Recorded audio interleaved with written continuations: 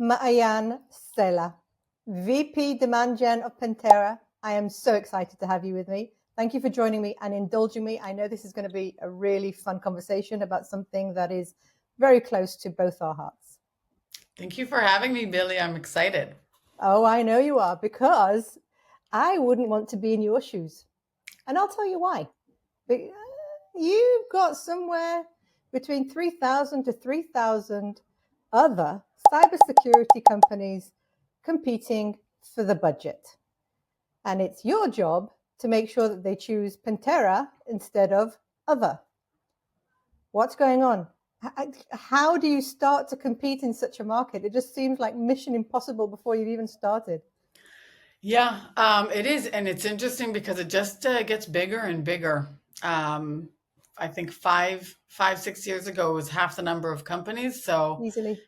it seems like the space is just getting more and more crowded.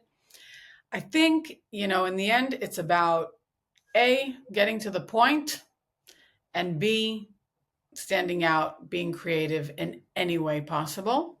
Another aspect is kind of thinking about yourself as a buyer in the situations, because as a VP demand gen, the marketing tech space is also very crowded.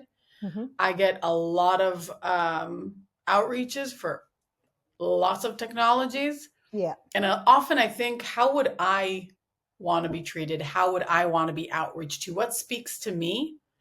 Um, and that also works a lot of times. I think you've hit it on the head. There are two key things that you said there. One is actually understanding what your ICP wants.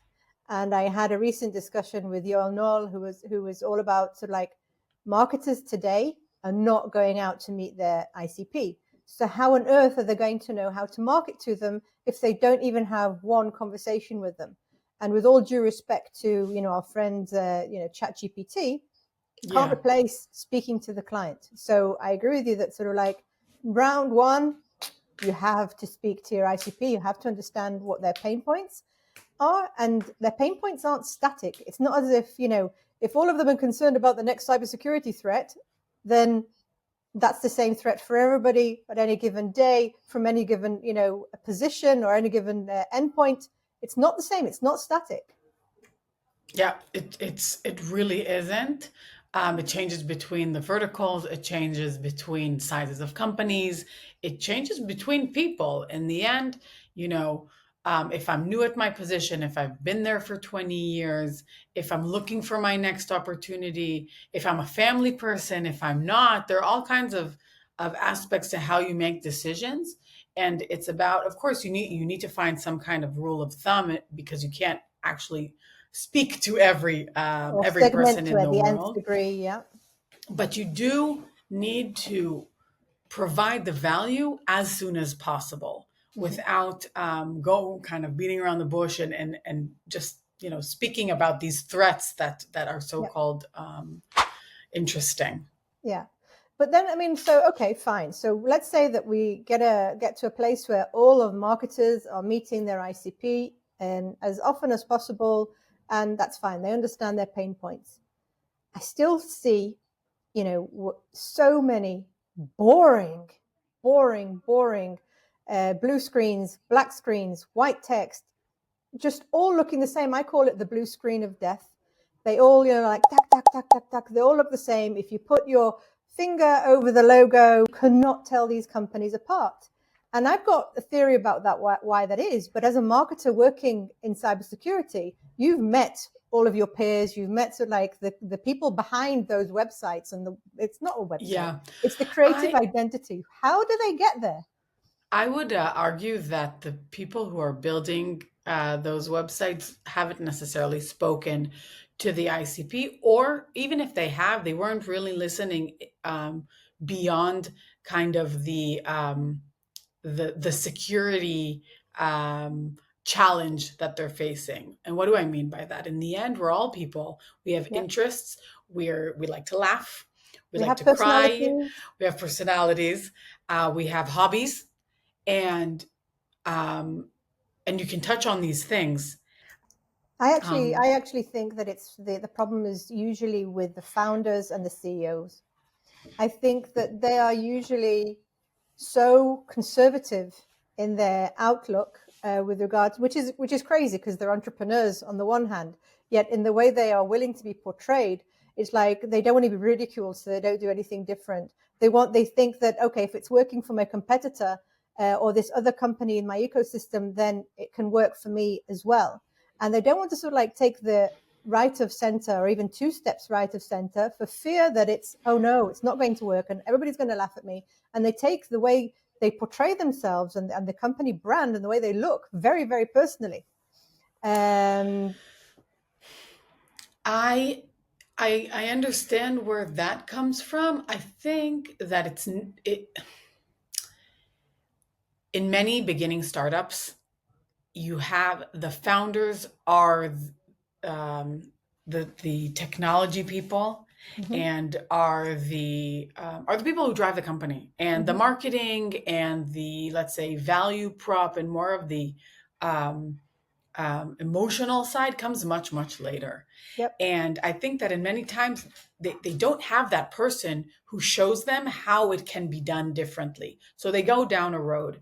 Now, on the technology side, there is always this kind of fear, which I agree with, of like, don't show the product, don't show for the fear. And this is less on the creative side and more on the getting to the point side. Yep. But there's this fear that my competitors will see it, they'll steal my Yep. So if you do whatever anything it different, it's is, going to be right? stolen. Yeah. If you show something, it's going to be So stolen. Yeah. if I show it, it'll be stolen. If I do something different, maybe I'll be ridiculed. But I think it isn't often showed how you can tell a story about something serious in a creative way. Not all marketers know how to do that, and many times founders aren't very recipient to it because it's not their nature, that kind of storytelling, and that's kind of, I feel, where it So gets I agree with stuck a you. lot of times. Yeah, but I even look at the larger brands, which I think that they commit a crime against marketing. And I, look at the really large cybersecurity companies. There's the Palo Alto, it's the CrowdStrike, it's the Checkpoint. And every time I look at their marketing, I'm like, they're succeeding despite the way they present themselves. And it's because they have a very large global brand name that people are very secure in their name that they can allow themselves. And I'm like, just let me at your brand. And I promise you, the payback will be exponential because you could really take off if you were actually doing something that is visually very different. I would say that, the checkpoints of Palo Alto, the crowd strikes, you're right in what you're saying, but they don't need it. Yep. I would say to the smaller companies who are trying to go against them, because there's always a competitor to the Yep. CrowdStrike, and they're afraid. There's like, oh my God, my competitor is CrowdStrike. Like, Yep. how am I ever going to take Yep. down that company? But that's how you do it. You do it Exactly. exactly with the being creative, with speaking a little bit differently, with reaching people in places where CrowdStrike doesn't. A couple of years ago at Black Hat, I'm sure you remember this, Pentera did this amazing sort of like very creative boxing ring with, obviously inviting boxers into your ring, and they had to thrash it out between the blue team and the red team, and Yep. they had crowds around them. And at the end of the day, you weren't promoting boxing as a sport. You were in trying to get the relevant audience, which was walking around RSA and making sure that the CISOs who were like tucked away in some conference room, tucked away in some kind of booth or otherwise occupied, would also make it to your down to your booth, because it's so difficult to get them to your booth, right? We had also an argument afterwards about whether trade shows are worth it, right? And Right. you said something like you made a direct ROI from Black Hat, from that creative piece. Yeah, I'll say a few things about that. I'm proud to say that we were, I think, the first company to put on a show, I want to say, at one of these trade shows. And that was basically our point. It was an entertainment play, right? With, like, of course, we spent, because it's Black Hat and it costs money, but I want to say in the scheme of how much events or trade shows can cost, it wasn't that much money. It was more, us putting a lot of pieces together and making it work. Yes, we got clear ROI, and I'll say that we've gotten clear ROI from RSA Black Hat ever since, Okay. because we've continue to put on some kind of show. You did the And every rapping show, time right? The we did rappers the show. rap battle, and then we did the candy shop, and in the end, when you do it right, and of course, as a smaller company, you don't necessarily always have the funds to do it, but that's why it's important for me to say that that first Black Hat, it wasn't that much money. If you want to know how much, you can talk to me later for whoever's listening. But you do need to step outside of just, the box of another booth. It Right. has to be something that will touch people in a way that is different and is not has nothing to do with cybersecurity. Um, that's yeah, bottom I line. agree with you 100%, and it's I love these examples. I've gone on a lot about websites and blue screens of death and stuff like that, and but I keep on having to remind myself and others that before somebody reaches my website, they're doing so much research, talking to their network, reading up on publications that are mentioning you, and Yep. especially the publications that they value, speaking to their friends, going to G2 and other referral sites, Yep. going to, the analyst sites, God love them. So you also need to make sure that you're investing in those channels, even though they might not be direct channels, they're so important. I would even argue more important. I will gladly put a blog article, whatever you want to call it, on a third party publication before I put it on my blog. Yeah. And I also see the return on it. Honestly, there are publications where you can easily put a UTM and you know exactly who came to your website, where they came from, and it brings it right back. There are the dark funnel elements, so you don't know 100%, but you can see an uplift, etc. Of course. I Yes. always say people are smart. They know how to Google. They will find you. Right. If you provide enough value and they know that, and you create this journey where you're the one who creates the value and they remember your name for that value, they will later Google your name. That's it. It's as simple as that. And you will also come up in more conversation. Exactly. Um, So I think the trick is there as well, is just like to make sure, I mean, and I know that startups, when they start out, they need to be very focused on the type of content that they're creating. But obviously, as companies grow, they can diversify their content and also what they're writing about. We're not going to go on the tangent of keywords and clusters that are dying a slow, painful death. But it's literally, the way we write content nowadays is like, which content do we find like that our customers are asking about? What are the questions that are being asked that we need to provide answers to? How is it going to help progress them down the non-existent funnel? And the more content that we can provide for the different people at different stages, the more we're going to have a chance of winning. But then you have the whole sort of like, a lot of companies are so desperate for leads that they jump to marriage proposal before they've had enough time for dating. And it's just like, just because somebody has sort of like come into your website and you happen to have cookies and they happen to recognize that person and they're walking around you, does not mean that they're ready to talk to you. Yeah. That I feel that depends on a lot of things. Companies at the beginning, I always think, okay, so what's the KPI? You're a new marketer in a small startup, and you want to build a brand, build a database, build kind of presence in the market. But on the other hand, you need to show results. Okay, so how does it, so, and you don't want to reach out to every person who clicked on an email and say, hey, you ready to buy Pentera? So there are places where you can say, create these one-to-one engagements with people while you're creating this digital presence, and then connect the two. So the KPIs of the meetings is met in one place. Agents, kind of different partners, CISO Events, people that communities, you've already met at events, an event, it's, reaching out to them makes sense.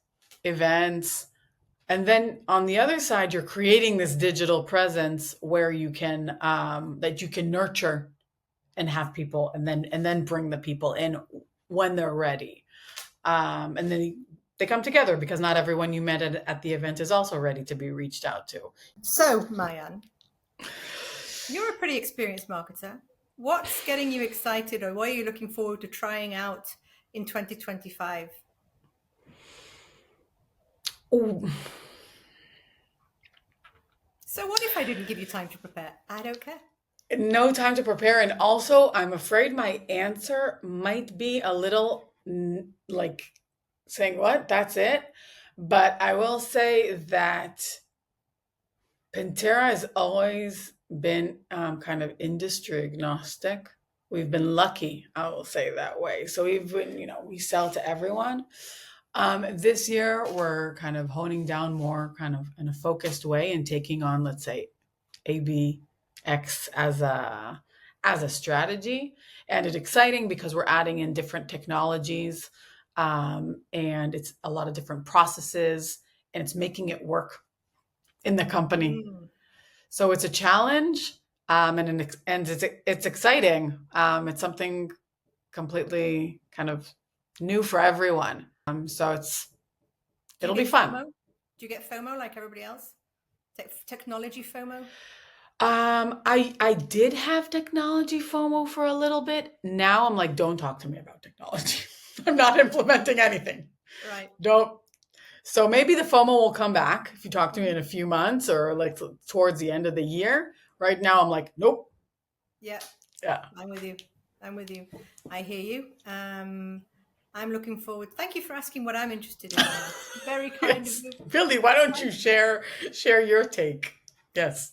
I've already done the video with Tom Zucker, so everybody knows I'm really looking forward to seeing what happens with avatars.